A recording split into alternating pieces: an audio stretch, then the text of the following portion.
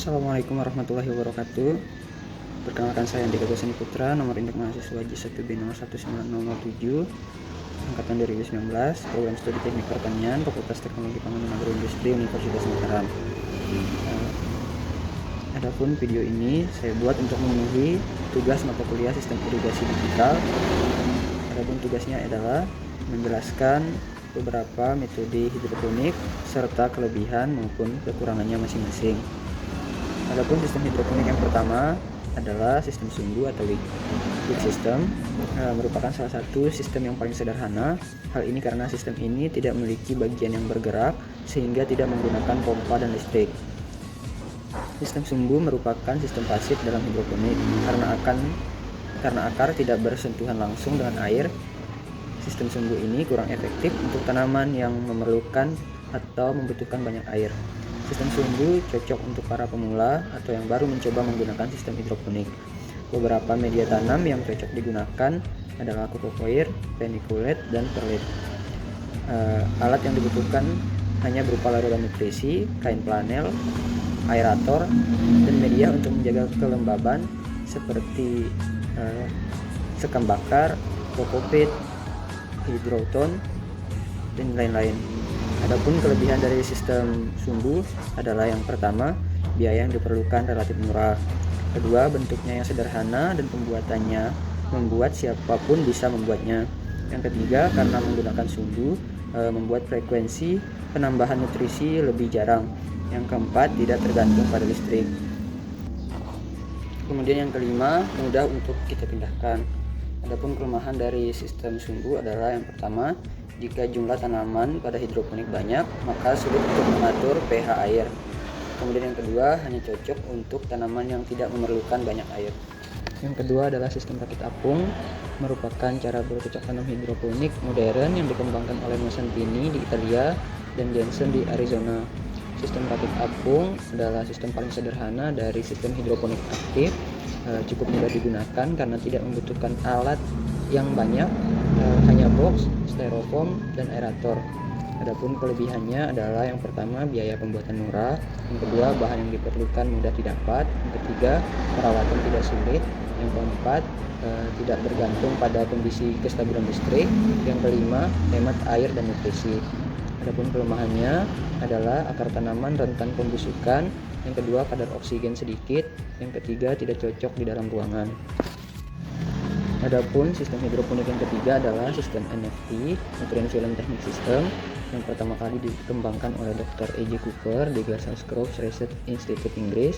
Konsep dasar NFT adalah suatu metode budidaya tanaman dengan akar tanaman tumbuh pada lapisan nutrisi yang dangkal dan tersirkulasi sehingga tanaman dapat memperoleh cukup air, oksigen, dan juga nutrisi. Adapun kelebihannya, yang pertama, aliran air dapat terpenuhi dengan mudah, stabil, dan baik.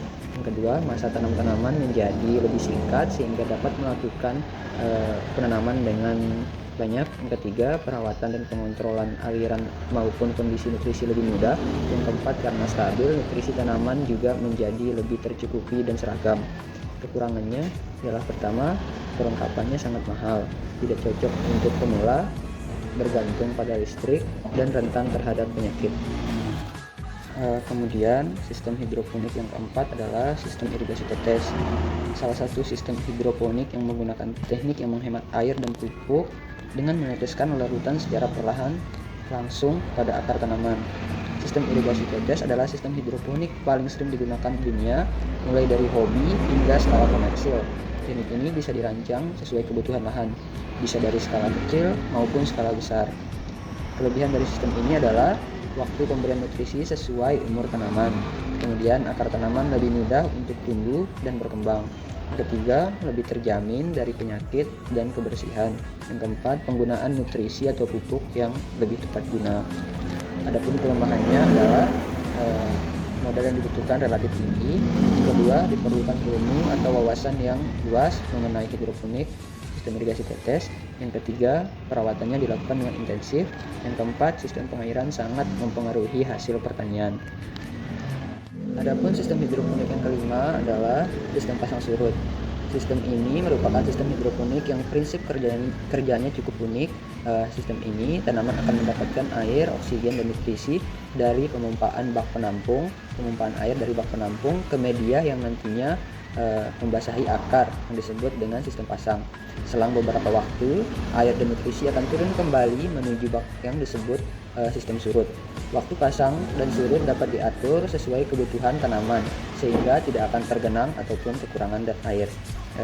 Kelebihannya adalah tanaman mendapat air, oksigen, dan nutrisi secara periodik. Yang kedua, suplai oksigen lebih baik karena terbawa air pasang dan surut. Yang ketiga, mempermudah perawatan karena tidak perlu melakukan penyiraman. Kemudian adapun kekurangannya, yang pertama adalah biaya pembuatan yang mahal tergantung kepada listrik. Kemudian yang ketiga, kualitas nutrisi yang sudah dipompa tidak sebaik yang di awal. Adapun sistem hidroponik yang terakhir adalah aeroponik, merupakan cara bertanam dengan media perakarannya di udara. Sistem aeroponik akan menyemprotkan nutrisi ke akar tanaman.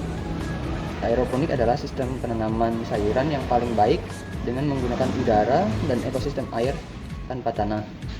Desain aeroponik adalah yang paling canggih.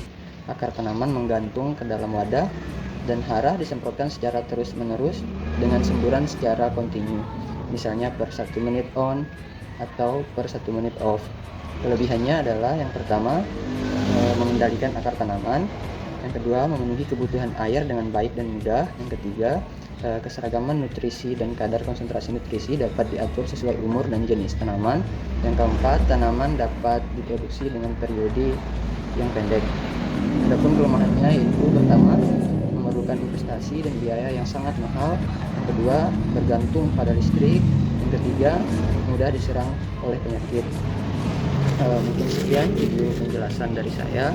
Mohon maaf atas kekurangan. Terima kasih. Wassalamualaikum warahmatullahi wabarakatuh.